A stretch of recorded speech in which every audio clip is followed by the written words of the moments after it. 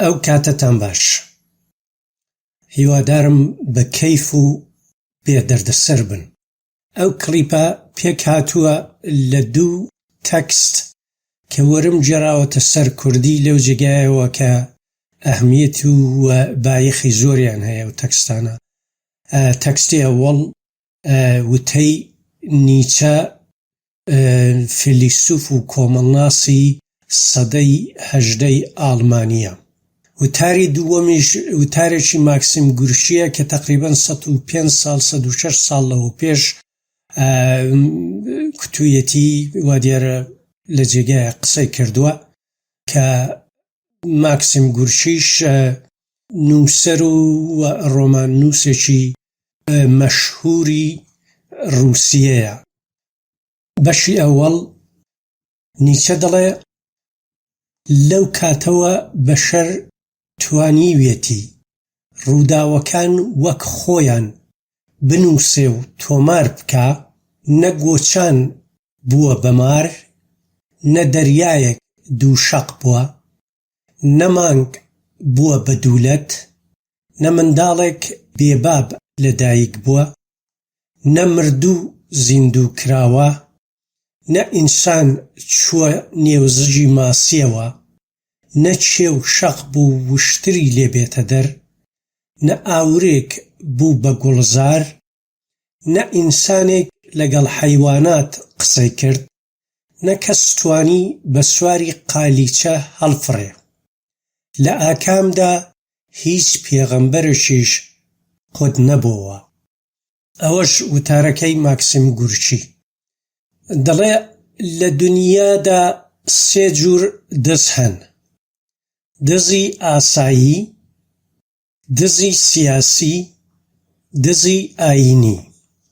دزی ئاسایی کەسانێکن کە پوڵ، چیفی پوڵ، گیرفان، سەعات، زێڕ و خشڵ، کەلوپەلی نێوماڵ و هەرواشتی ئەوە لە ئێوە دەدزن بۆ تێرکردنی زجیان و یا زجی منداڵەکانیان.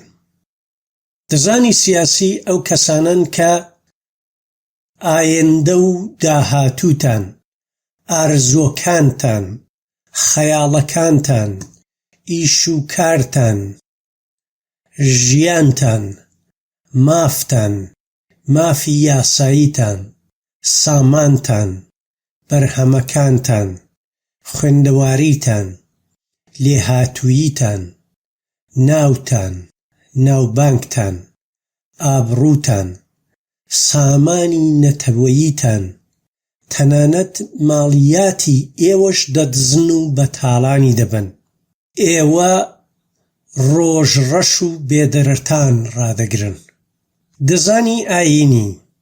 دزانی ئاینی ئەو کەسانن کە دنیای جوانی ئێوە، ورەی بیرکردنەوەتان، عیلم و زانستان، عەقڵ و هۆشتان، شایی و خۆشیتان، سڵامەتی جەستە و دەروونتان، ماڵ و سامانتان وە زۆر شتی دیکەتان لێدەدزن.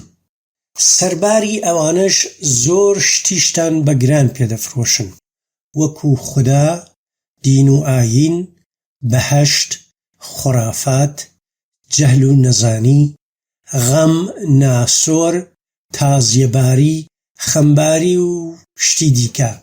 دزە ئاینیەکان بە گوفتی هەڵفریوێن باغی بەهەشت بە ئێوە نیشان دەدەن، هەڵتان دەفریوێن و درۆ دەکەن بە موفتە سواربوونە.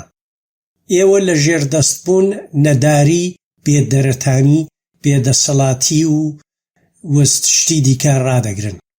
جیاوازی سەرنجڕاشێشی ئەو 3 دزانە لەوەدایە کە دزە ئاساییەکان ئێوە هەڵدەبژێرن، بەڵام ئێوە دزە سیاسی و ئاینیەکان هەڵدەبژێرن، ڕێز و حورمەتیان لێدەنێن و بەرز و گەورەیان دەکەن.